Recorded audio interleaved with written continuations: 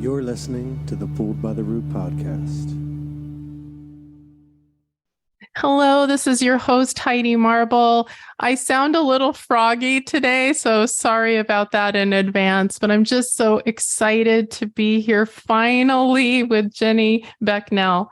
Jenny has been corresponding with me, I think it's like 10 months now. She has just been a source of strength and support, sending encouraging messages.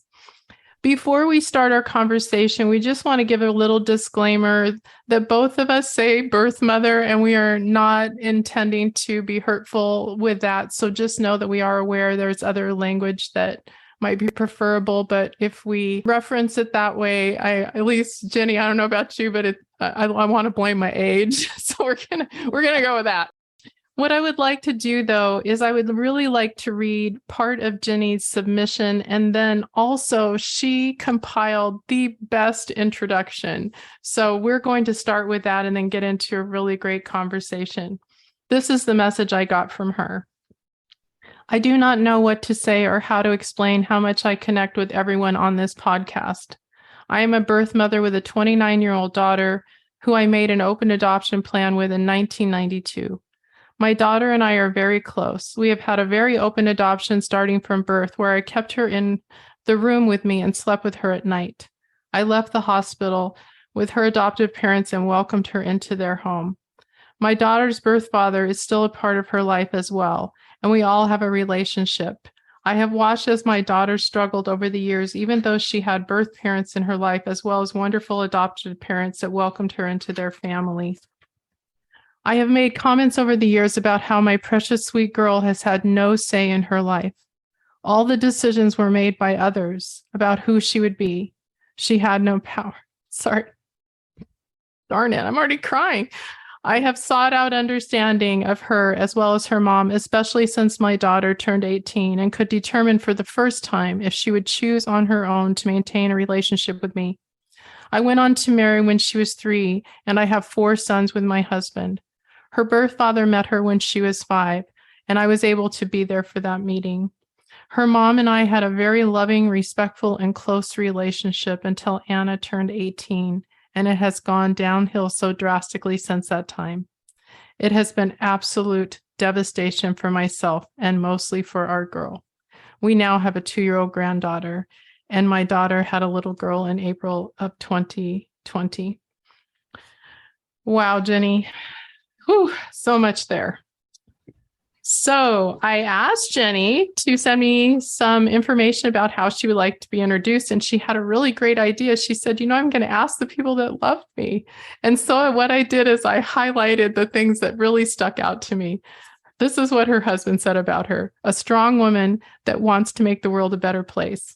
Your daughter, Anna, who you relinquished, said that you're caring, loving, selfless person with a lot of sass, happiness, and love to share.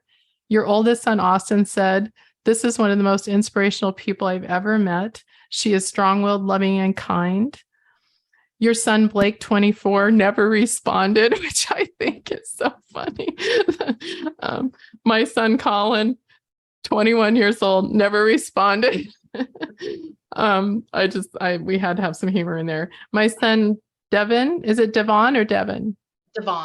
Devon. He's 16. And he said, you are someone I trust. And you stated here that he has been in foster care and that you guys are adopting him, which my son, Donovan, 16-year-old said, you speak your mind when it's necessary. I love that too. And then your best friend, Tiffany, said, you love your family fiercely, and your life revolves around spending time with and building into each and every one of them. And then you added this, Jenny. I love children, ! I am passionate about parents loving and raising children to find their own passion in life. So many parents try to make their children become what the parent wants a child to be, mini-me's. Each person has a unique and special gift that only that person can contribute to the world. Each person deserves to be seen, heard, and listened to. I am a strong believer in truth, that the truth will set you free. I love and adore my family. I'm a lover of people, and I rarely meet a person I don't like. And if I don't like them, it might be my mission to get to know them better. I pray about them or for them until my heart changes. Oh, I love all of that, Jenny. Welcome. Thank you. Thank you so much. I really have, like I've shared with you, just have always had such a connection to your show. And I literally could sit down and re-listen to every episode. I've listened to every episode. And with every episode, there is an aha moment that I have from every single, like I could write down, and I'm a note taker. I love taking notes. And I have written people's names down and written what really sticks out to me about that person. And it's interesting even that a lot of times when I hear things that an adopted, the adopted child will say, or adult now typically, I really connect with that too. So I just cannot thank you enough for this show. I have dreamed of something like this. And just for everyone to be able to come together and to hear other people put words to the feelings that I've had over the years, and to know that I'm not crazy, because sometimes I just think there's got to be something wrong with me. Like I try so hard to always look at the positive side of everything. And so when you have negative feelings or sadness or hurt or pain, where you want to be positive and you don't, I don't want to say it out loud all the time. So to hear someone else say it out loud, it just, I don't know. I don't even know the words to describe like what that does, but it's just so comforting to know that all this time that I feel like I've just kept certain things about this whole adoption process silent, that I'm not the only one that's been feeling that way. And it makes me just want to cry. I mean, that's what it makes me want to do. Like it's like my heart just wants to like cry. I don't know if that makes any sense, but Oh, it all makes sense, Jenny. And I just want to say thank you so much, because when I first came into the adoption community, it was the first time in my life I was able to be in contact with my real feelings. And I thought, man, I've got a big mouth. So when I start healing up, I want to get out there and do what I can. So to know that our work here at Pulled by the Root has been helpful, it just means everything to us, because that's all we want. We want people to be seen, and we want people to be heard, and we want a deeper understanding so that that healing can take place.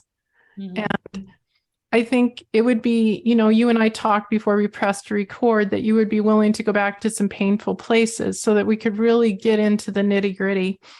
Can you tell us, first of all, if we can just go back to the decision to relinquish your daughter, and where were you at in your life, and what can you tell us about that experience? Okay, so I was 18 years old at the time. I was away at college. I was a freshman in college. I was at my college on a soccer scholarship. And at the time that I went away to college, my 16-year-old sister had just found out that she was pregnant. So I was away at college. There's 7 kids in my family. So there's 5 girls, and then the 2 boys are the youngest. I'm the second oldest daughter. And then my younger sister right underneath me is the one who found out that she was pregnant. So ironically, I was going to college an hour and a half away from where I grew up. And the father of her child was in the same college I was at. So, and it was a small college. And so I was there on a soccer scholarship. I knew no one at the college. And I talked with her child's father, because they were still talking at first. Anyway, so through him, I met a guy that I just adored. I had so much fun with this guy. Like, I can't even tell you how much, I mean, still to this day, I adore him. Um, and he's my daughter's birth father. And we just got along really well. We had so much fun together. I would play soccer. He would, cheer me on. And we dated for about 9 months, ironically. And then I found out I was pregnant. Mhm. And it was soccer season was over, but college wasn't. And my younger sister was, in the meantime, my parents were just, they were beside themselves with what they were going to do with my sister. And we're trying to encourage her to have an adoption with her child. And, but I was away at school. So, didn't really know how all of that was going to go, but I knew I was definitely a people pleaser. I did not have a close relationship with my parents. Didn't have a close relationship with my mom. She's still alive. My father passed away a couple years ago, but anyway, he was, and I don't mean any disrespect to my father, because we did heal a lot in our lives as I got older, and before he passed away. But he was abusive to me physically, growing up. So I really wanted someone to be proud of who I was. I really wanted to, I was always seeking attention, always seeking attention. I mean, that's what I always heard growing up, is I was such an attention seeker. But I just did round off back handsprings all over the yard so that people could just ooh and ah, this amazing little girl that's doing all these flips and flops all over the place. And grew up and became a diver and did flips off the diving board and all of those fun things, and went away to school for the soccer scholarship because I had played my whole life, and I loved soccer. So, but anyway, so my sister was pregnant, so there was this additional pressure, I think, on my decision, and I knew what my parents really wanted, and I was away at school. My boyfriend and I had just broken up right before I found out that I was pregnant with her. And so I did go and I did tell him. And he was really happy. And he was like, oh, this is going to be great. We can move into an apartment together, and you can go to school during the day and I can go to school at night. And, we can work. And, he had a really good idea, but I knew at 18 years old, I knew no one other than him where I lived, and I was in a dorm. So I was like, what am I really going to do? And what's that really going to look like? And we're broken up, and, you're with other girls. I just didn't I knew that wasn't really going to work out that way. And so I knew that was not, I wanted him to want to be with me because he loved me, not because I had a child that was his. And so, ultimately, I ended up telling my parents, and I left college a little bit early and went home. And I just wanted to make someone else happy. And I went to counseling, and basically every message that I got from everyone was that I needed to do what was best for my child. And what was best for my child was to give her a 2-parent family. And that was important to me. I grew up and my mom and dad were always together through thick and thin, even through the rough times, they still were together. And so that was important to me. I wanted her to have a mom and a dad in the same home, that she wasn't being tossed back and forth, from one place to another, or possibly not having her dad in her life. And that was important to me. And so I was just really encouraged by everyone around me that that's what I needed to do. And I wanted to please people. And I thought, I don't think I consciously thought about it at the time, but what an opportunity to make my parents proud of me, maybe for the first time ever, that I would make the right decision for my daughter. And the only thing I cared about was her. I did not care about what happened to me. I just wanted her to have the best of everything.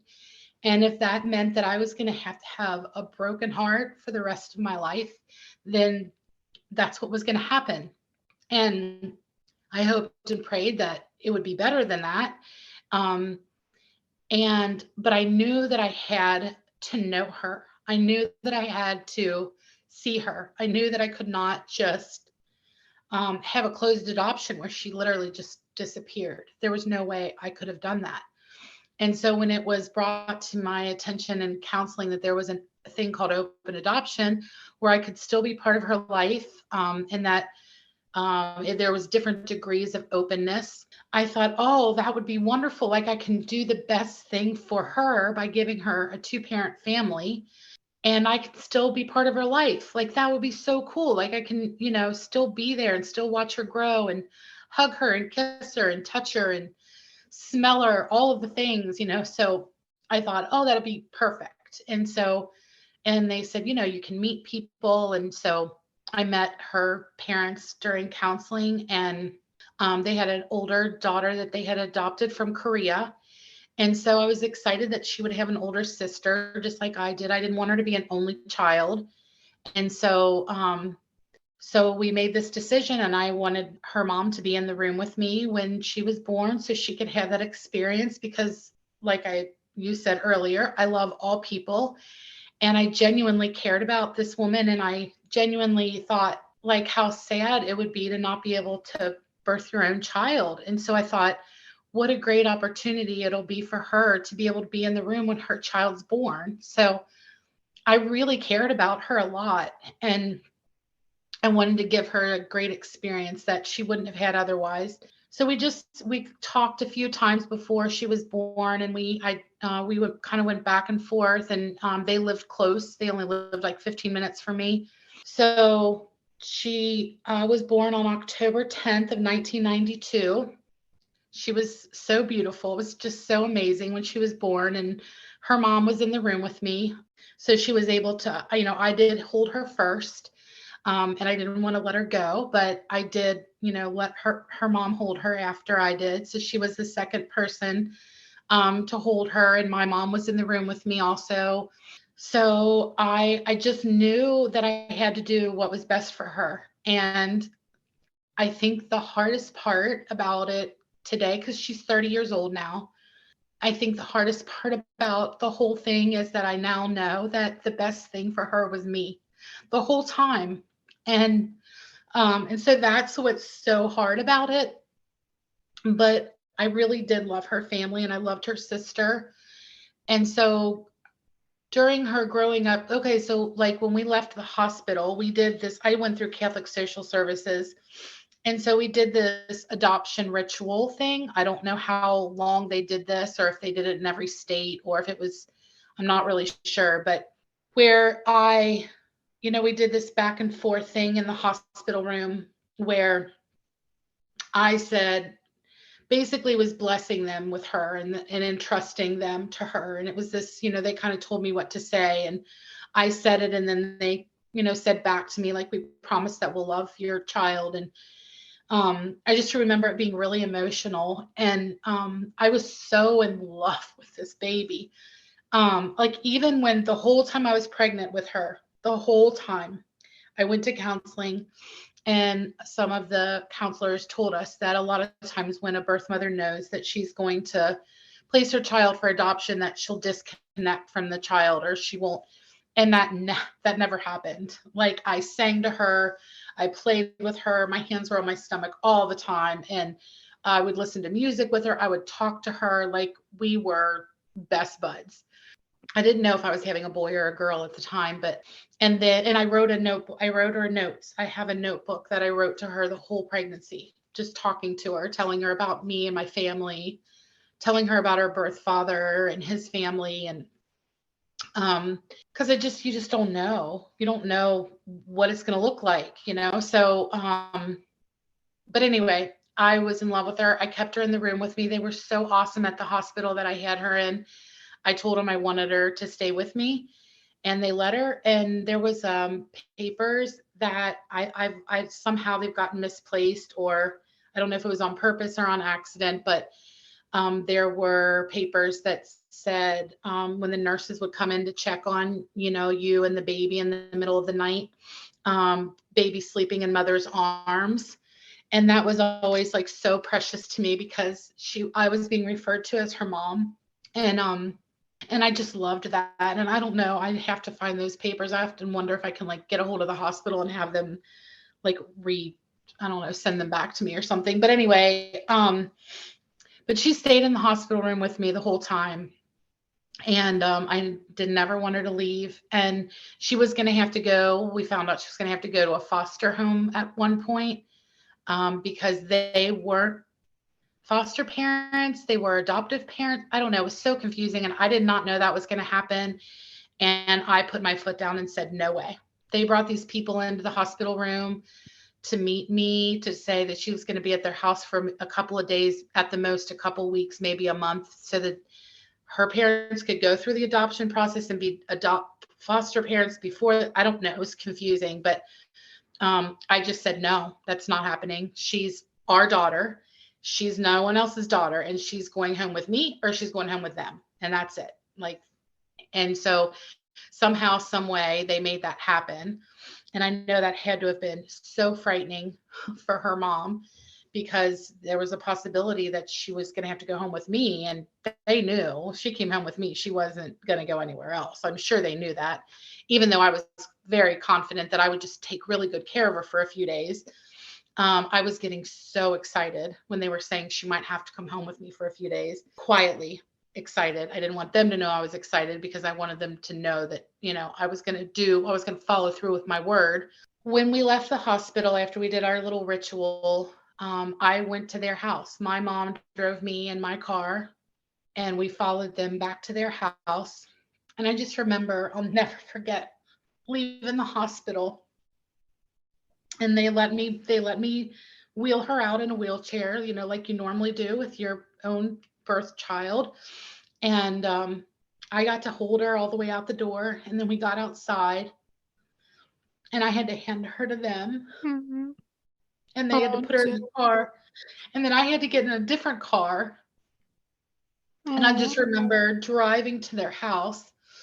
And I remember just feeling like the whole world was different. Like nothing made sense to me.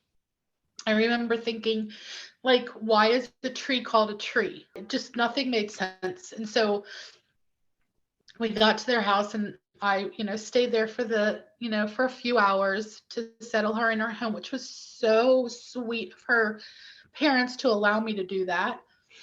And I went over there every day for probably the first week or so for a few hours. And then it, slowly started changing. I couldn't live at my house with my parents, which is where I was, because they didn't understand why I was crying all the time. Like, they didn't understand. They're like, she's with a good family. She's got a great mom. She's got a great dad. She's got a sister. They're good people. Like, why are you crying all the time? And I just remember thinking, and I love my mom, but I just remember thinking, you've given birth to 7 kids. How can that be confusing for you? Like, right. And so I couldn't live there. I just couldn't live there. It was too, I would feel her kicking in my stomach, and I would jump, like I would get so excited, and then I'd realize she wasn't there. It's just horrible. And so I ended up moving in with a friend, and it's the strangest story, but the friend that I moved in with was my best friend from high school, who is now, her daughter is married to my son. I have such. Oh, wow. So my best friend's daughter is now my daughter-in-law. We share a grandbaby together. But anyway, the friend that I moved in with, I ended up meeting my husband through the guy she was dating at the time. And so I met my husband right after Anna was born. And he was just the greatest friend to me. And he would just sit and listen to me cry and talk about Anna over and over and over again for hours and hours and hours. And he would just sit with me, and he was so good to me. And I was not interested in dating anyone or being with any man at the time, but ultimately we ended up dating, and 3 years later got married, and have been married now for, it'll be 28 years this coming July. So that's kind of how it all started. I think I just kind of kept going through the whole story, but our relationship over the years, they invited me to every important event at her house, or that she would have: kindergarten graduation, first confirmation, all the things. I would go to all of her birthday parties. She was allowed to come to my house, and she would come to my house and play with, my kids and with myself. And, I would have her for 4 or 5 hours, and, um, eventually she would spend the night, and her sister would come with her sometimes, and her sister would spend the night, and their best friends would come, because kids are my thing. I was a director of a daycare. I had my own daycare for 10 years. Um, and so we were just always very close. And every time I would leave, or she would leave me, um, I would, at the beginning, I would cry. I wouldn't let anyone know, but I would cry. And when she was really young, her mom used to laugh at me because I wouldn't want to leave her house until she started crying. I wanted her to be sad I was leaving. And she was like, get out the door. You don't have to make her cry every time. But her mom was so good to me. Oh my gosh, Heidi, she was so good to me. And she would call me and she would say, guess what your daughter did today? And whenever she was my daughter, it was when she was being bad. And or she would call me and say, guess what your daughter did today? And it would be, she got an award or something. And so she just included me in everything. Like, even when she first started walking, when she first started crawling, like all of her first things, she would not let anyone tell me that had happened. She would wait till I was there. And the first time she would take a step when I was there was her first step. I mean, she was so good to me. So good to me. And she was such an amazing woman and such a beautiful gift. And I don't know. I honestly don't know what happened. I wish I knew. I wish I had the answers. But she turned 18.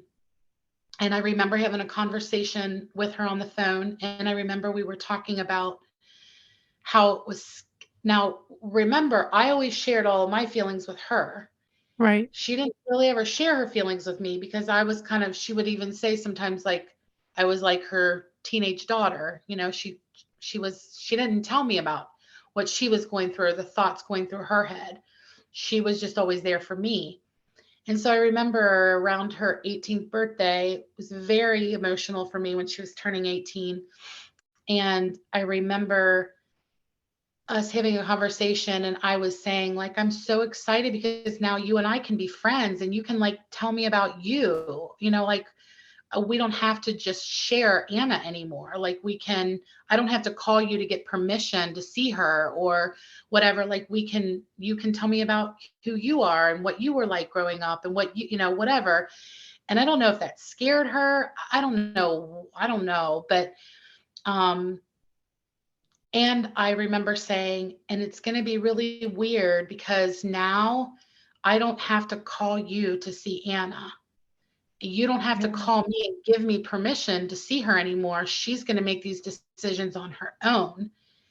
And I think, in hindsight, that she was just as afraid of that as I was. And at some point, this is all just a guess, but I think it became almost like a competition at some point, and it wasn't for me. I've always felt very secure. I mean, Anna and I are so much alike. I mean, it's crazy how much we're alike. Our connection, the bond, it's unbreakable. Like, we fight, we argue, we don't always get along, we don't always agree, but we work through it, we talk through it, we get mad, we'll hang up on each other. Sometimes we literally act like 15-year-olds, but we call each other the next day and everything's fine. And it's still that way. But I've watched Anna struggle, and she has to, even though her parents know who I am, they've always known that they adopted her from a person that gave birth to her. She literally can't talk about me. She can't say my name. She can't let anybody in her family know that I exist, that I have a relationship with my granddaughter. I'm not allowed to call my granddaughter my granddaughter. It's just so, I don't understand it. And so poor Anna is right in the middle of all of this. And now that Anna's an adult, like when Anna was younger, if I had any sort of negative feeling, or I wish I could see you more, or that really makes me mad that your mom wouldn't let you come over today, I would never say that to her. She was a child. So I kept those feelings to myself. I'd talk to my husband about it. I wouldn't ever share it with her. But once she became like 23 or 24 years old, she was an adult, and I felt like I could share some things with her at that point. Right. And so I don't know, but it has just been heartbreaking because, and my husband and I were talking about it last night, because ever since I knew we were going to have this interview, I've been so emotional. And I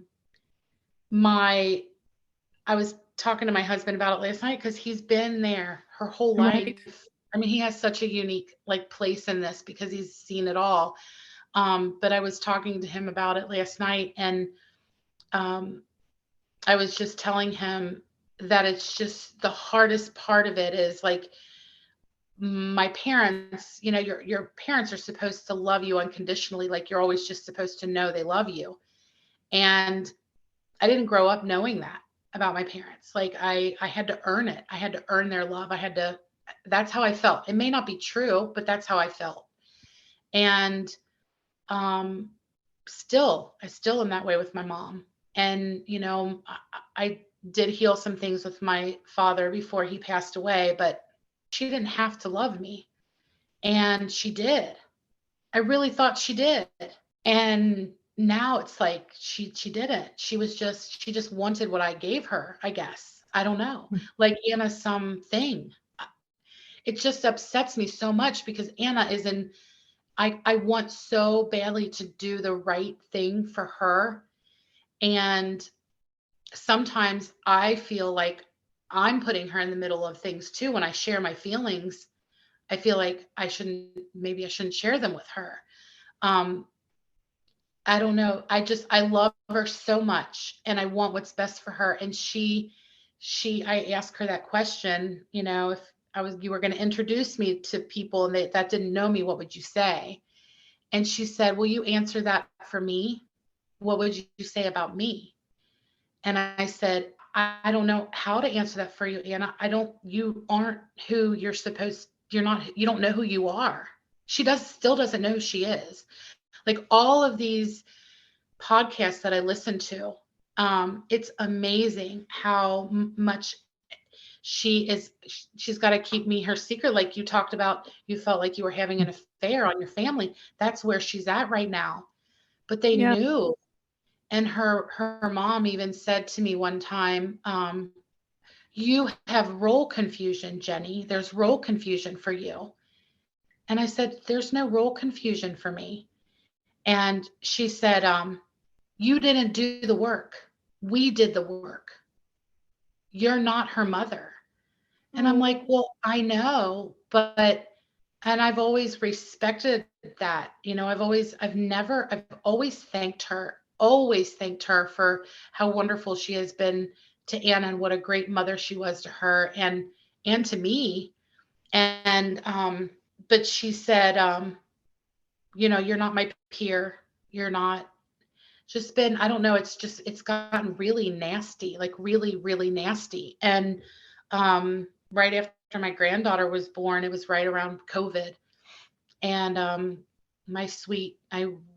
live in Savannah, Georgia, and I went 10 hours home as soon as I found out Anna was in labor. But we knew I wasn't going to be able to be in the room with her when she had the baby because there was only one person allowed in there. It was at the time she had her in April. So it was at the time where whoever went into the hospital wasn't even allowed to leave. They had to stay there and the whole time. And so my granddaughter came home and Anna told me before I went there that she didn't care if I wore a mask or not. Like you can come in, you don't have to wear, because I asked her, do you want me to wear a mask? I'll wear a mask. She said, no, you don't have to wear a mask. It's fine. Well, anyway, it was really important to her mom that I wore a mask. but it wasn't her mom's baby. It was her mom's granddaughter. So if my daughter said, you don't have to wear a mask, I wasn't going to wear one. I was going to be at her house for however many days. So she lost it.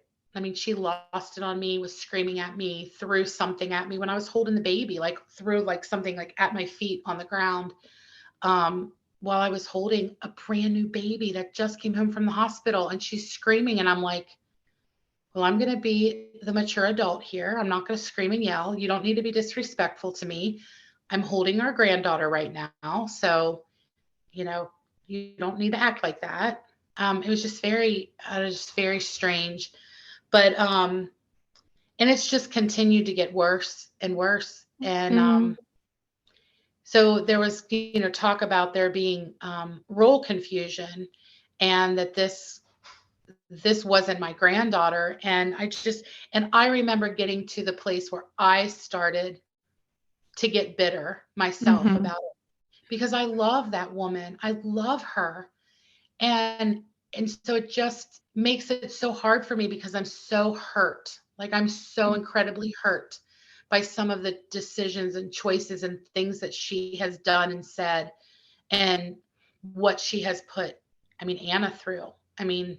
Yeah, it's so heartbreaking, Jenny, as I'm listening to this, because, I think a lot of mothers that relinquish their babies, the one little carrot they can have is maybe that open adoption.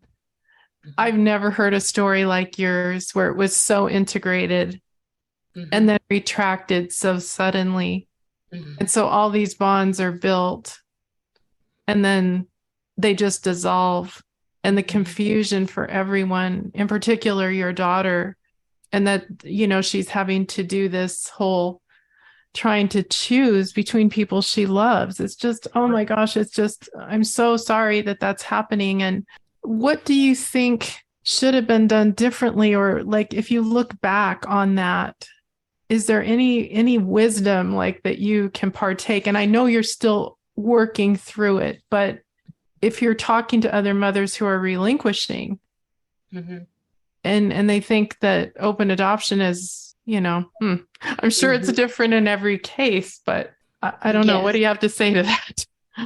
I would say, honestly, I think that her mom was an amazing woman. I think there is so much deep, incredible pain that she carries from not being able to carry her own child that was never dealt with.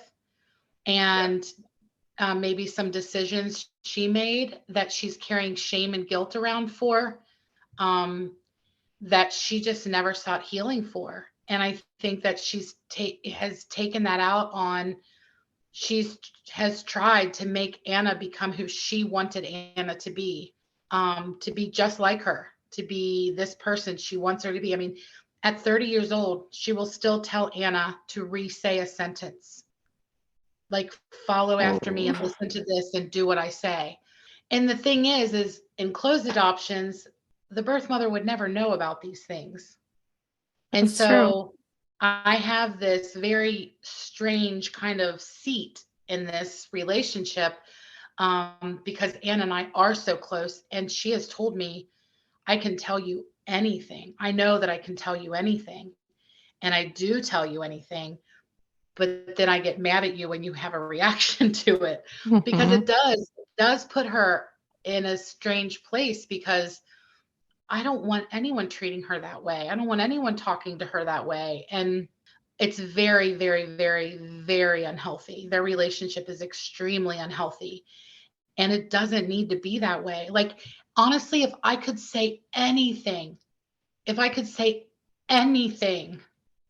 if her mom was listening to this podcast and I could say anything to her, I would say, you are Anna's mom. You are. I will never. Anna loves her so much. And the only thing Anna wants is to be able to love both of her moms and have both of her moms love her back. And the same for her granddaughter, for our granddaughter, for her daughter. And she's getting ready to have a son in April. We're going to have 2 grandbabies. I just want her to know, like, she did a fantastic job, when Anna was growing up, and she was a wonderful mother to her. And I know she knows that, but she should. I just wish that she trusted herself more. She trusted what she did more. And there is no role confusion on my end. Like, I know that I am her birth mother. I know I did not raise her. I've never claimed to raise her. But the one thing I have never introduced Anna to anyone as my birth daughter. This is my daughter, Anna. I've Mhm. always, she was born. This is my daughter. I've always been introduced as her birth mother, and Anna has always called me Jenny. She does not call me mom. She never has ever. When she's talking to my son, sometimes like she'll say, "Go ask mom," when she's Mhm. talking to boys, and I love it. Like, I try to like make things happen. Like, if you're say it. I even told her one time, I don't know how old she was, but I was like, "You're 28 years old now. You're not allowed to call me Jenny anymore. You call me mom." And she won't do it because she still feels that The guilt. she feels that guilt. She knows that it would break her mom's heart if she did that. Exactly. And she should not have to feel that way. No, Jenny, I think, you pointed out so many things. I just want to highlight first and foremost, good on you to understand that trauma is rampant in this. When you have a mother who can't have her own children, that is a devastating thing. And if you haven't worked through all of that, and then you're confronted daily with the woman that could, Mm-hmm. and just the dynamics of all of that, and not having the proper help and navigation to get through these very complicated situations, and then it just implodes and then creates this horrible dichotomy of having to choose. And the fact of the matter is, when you adopt a child, and I say this on repeat, that child comes with two sets of families. Mm-hmm. That's just our reality. And to, like you said, you both were her mother Mm-hmm. in a different capacity, but Mm-hmm. that's how it turned out. That's the history. And see, that's the most painful and heartbreaking thing, especially for adopted people, is you just don't know what to do with all those emotions.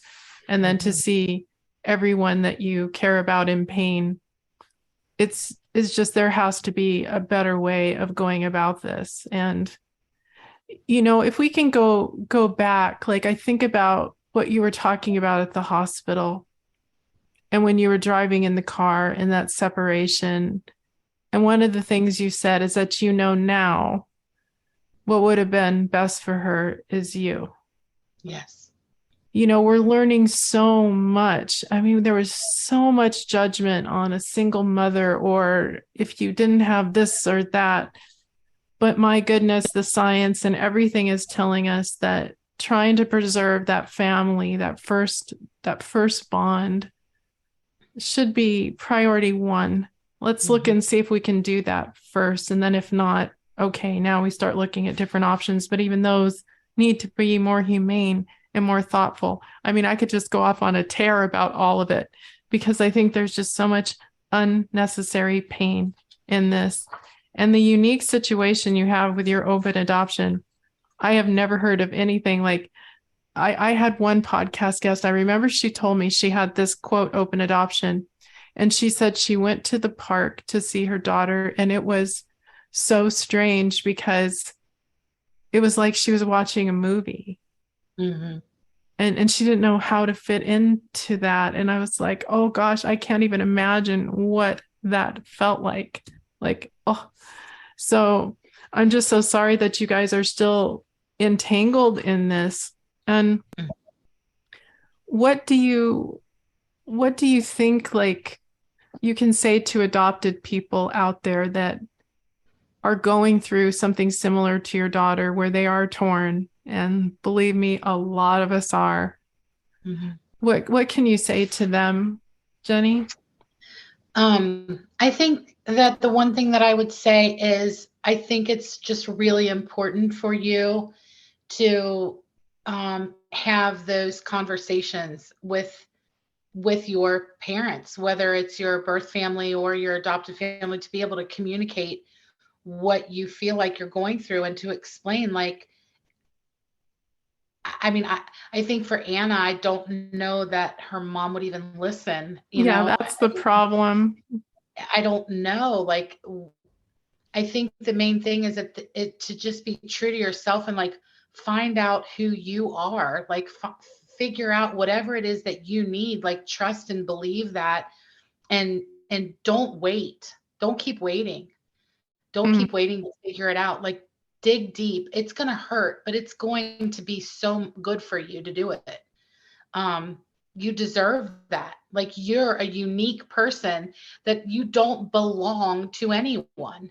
You don't belong to you. You don't owe your birth mother anything, your birth father. You don't owe your adoptive mother, your adoptive father anything.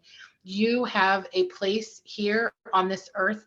You deserve to be here. You have unique qualities and values, things about you that are extremely valuable. And the world needs to have you in your unique place.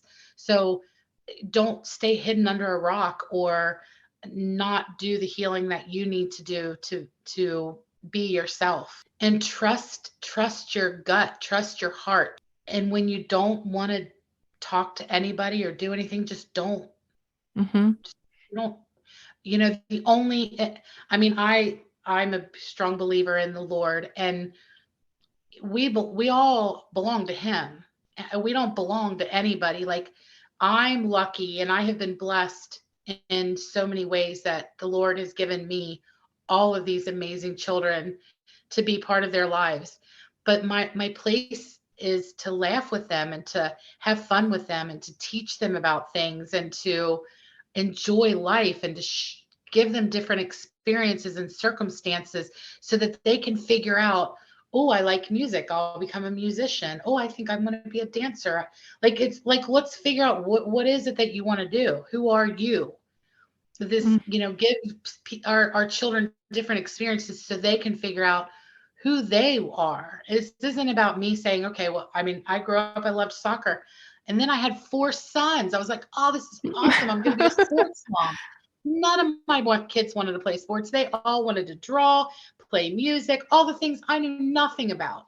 That's so awesome. And we all deserve and need to hear that. And I think one of the visualizations that came to mind for me is you're in a cage, like as an adoptee, you feel like you're in this cage of guilt, shame, obligation, pleasing, and the door's open and you're on that stupid little stick, like swinging back and forth.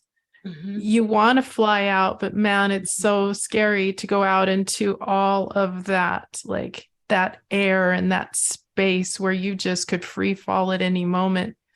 And the price is so high that so many of us have to pay to try to find our individuality. We often have to lose relationships.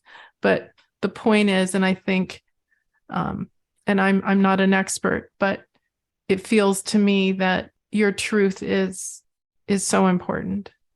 Absolutely. To find what matters to you. And it's really difficult when you've been conditioned and raised to try to do rewiring. Right now we're trying to rewire my brain at 57. Let me tell you, it ain't going so well. Like, it's hard. And so it is a lot of hard work, but I think in community and by talking openly and honestly about these things, Jenny, and thank you so much for sharing all of your intimate experiences. And I think it would be incredible to come back and talk to you again to see if maybe some healing or some shifting could take place in this situation. It sounds like it's pretty tough right now.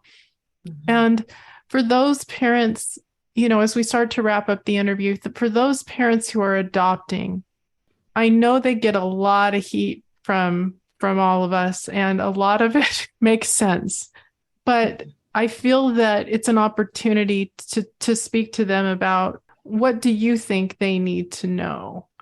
and not to put them on the defensive, but if they're listening and they want to do the very best for this child, what does that look like, Jenny?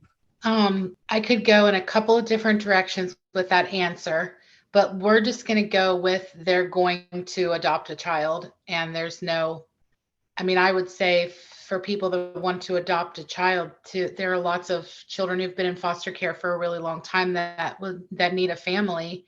And those are the people that you should try to adopt, because I never am a whole different part of my story, which I won't go into right now, but I never had any intention of ever adopting anyone. And my husband and I are in the middle of adopting a 16-year-old boy right now. And I think the adoption will be final in January or February. And we weren't looking for that. God gave that to us and we've taken it, and he's fantastic. But he's been in foster care since he was 3 years old.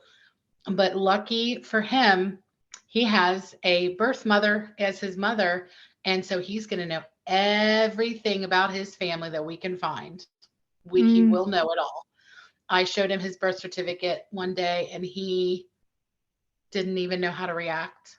He had no idea what time he was born. And I was celebrating the time that he was born. And he's like, Mom, you are so weird. And I'm like, I know. You're going to get that someday. You're 16. Just wait. Yeah. So, but yes. So I think, that first of all, that's what I would say is, if you want to, I think that birth mothers that are having their children, like, people need to help them be parent their children. If we would have known now what 30 years ago when Anna was born, like, her parents could have provided some help for me so that I could raise her myself instead of, I don't know, it could have gone, Exactly. But see, everybody's trauma gets mixed up, and then the child just becomes this pawn. And I think that's a really hard thing for adopted people to reconcile with. It's like, it really wasn't about me specifically. It was about this baby, because you're told you're chosen. Are you really? There's some really complicated and dynamic psychological stuff going on for sure. That's what I even said. I was actually the one who chose. I was the one that made the decision. Right. I was the one. Anna wasn't chosen by her parents. Her parents actually chose me, and I chose them. We didn't even knew who she was yet. We didn't even know if she was a boy or a girl when there was a kid. So, and trust me, I would have chosen her out of a million people. Oh, of course. Of course. But we didn't really. I mean, that's so true. Like, no one, like, you're special, but all of my kids are special. So they're right. And I think that's some of the terminology and the confusing language that gets into an adopted person's head. And we're like, whoa, how do we sort all of this out? And, Jenny, I know a lot of this has had to be really painful. And I just thank you for the emotional energy that you gave. And I also want to, of course, say thank you again for all of the loving messages that were so perfectly timed during this this health odyssey that I've been on. And I do believe we have the capacity to help each other heal through all sorts of things. And I know that this podcast is going to mean a lot to a lot of people. Is there anything before we go that we didn't hit on that you want to say, or wrap it up in any special way that, I didn't ask a question you wanted me to ask, anything like that? Really, I think one thing I would love to say is that I just think that our very unique adoption story, I guess, it could have looked very differently. It really could have, because like I said, her birth father is also part of her life and has been since she was 5. Even before that, he and I would get together and take photos together so that we could give them to her.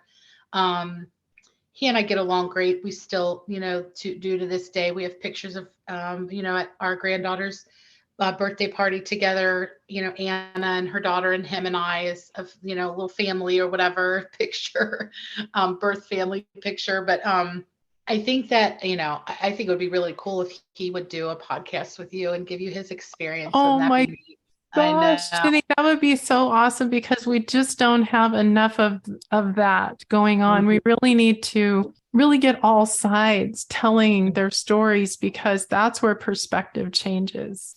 Yeah. Yeah. That would be cool if we could do I that. think that's brilliant. And Anna, and I think one day Anna would do it too. I think that she would certainly come on probably with me, but Well, the welcome mat is out, Jenny, and I just thank you so much for this time together. Absolutely. Thank you. And I just, the one thing I would end with is just that I do wish that all parts of the adoption family would just be better educated. I think that's one thing. I know Amen. Wesley Pate.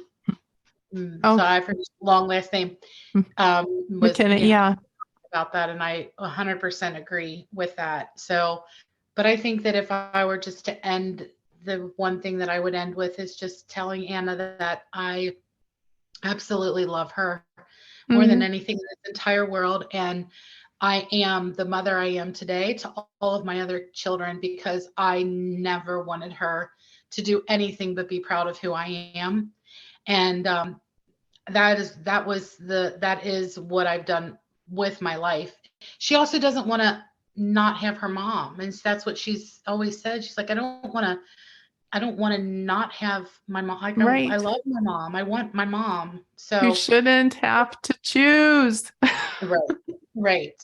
So anyway, I just thank you a million times over for your podcast. I would love to know how many many people it has helped healing that have never reached out or you just don't even know about. So I just can't thank you enough for what you're doing. And I will thank you, continue Jenny. to pray for you, for your heart in every real way. Oh, thank you. Thank you so much, Jenny. It's just been lovely to be with you.